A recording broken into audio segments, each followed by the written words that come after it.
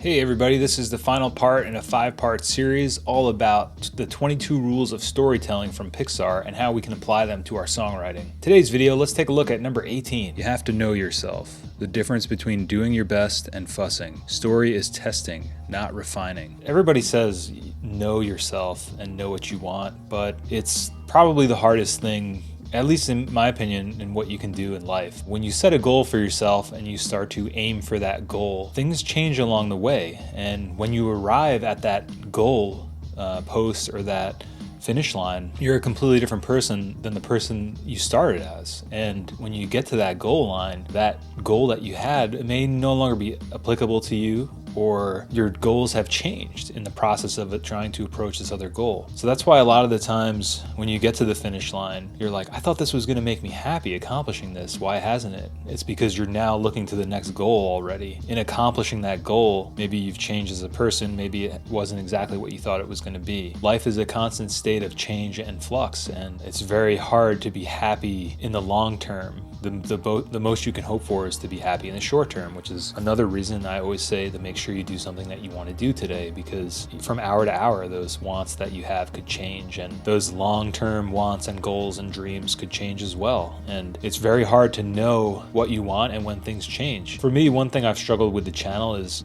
maybe last year or 2 years ago, I really felt like this is exactly what I was supposed to be doing. And I still feel like it's something I want to be doing, but it's just funny because in that time, I felt like I had it figured out.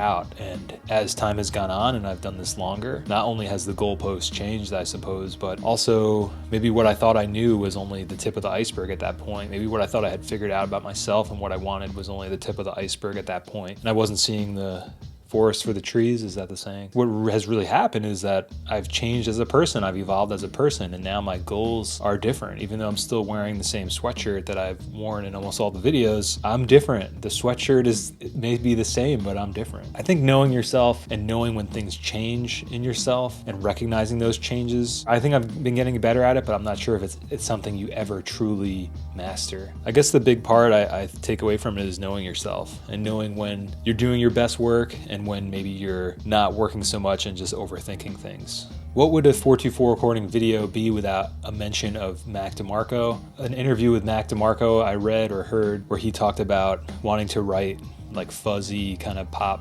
songs, maybe a la Weezer, something along those lines. And his identity as a musician, though, like what he started writing was, I think, a lot of the stuff that you hear now today, you know, like he had this idea of like, oh, I want to do this kind of stuff, but in trying to do that kind of stuff, he kind of discovered his own sound. So a perfect example, I would say, of how your goals or what you want can lead you to maybe who you are and who you want to be, or who you just inherently are. You got to know yourself and you got to know what works best for you. And it's a process of discovery, and one that is constantly changing, constantly evolving. And knowing yourself from one day to the next and recognizing those changes, I think, is one of the hardest things you can do in life. If I figure anything out on that one, I'll let you know. And thanks again for everybody who's been watching this series and digging it. I hope you got something out of this. And if you want to look at more of the rules, just Google 22 rules of storytelling. I almost said songwriting, Freudian slip for you. It's really cool stuff. And I think one of the most powerful things, like I said in the first video, is, you know, taking things from other disciplines. Even though this isn't too far away, it's still creative. But, you know, I think a lot of the most interesting ideas can happen in the cross section or the intersection of these different ideas and how you can apply them to